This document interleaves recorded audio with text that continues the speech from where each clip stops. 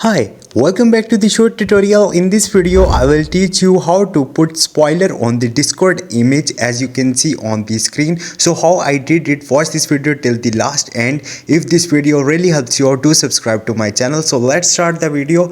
So first of all, you have to open your gallery or file manager. You have to select the picture which you want to send on the Discord. So let's suppose I want to send this picture as a spoiler on the Discord. Simply tap a while on this picture and click on the three dot. Here you will see rename option. You have to write spoiler like this and then underscore before the name of the picture as you can see. Once you will do it, click on the OK. After that, you have to click on the share button and you have to click on the Discord, and here you have to select the friend you want to send.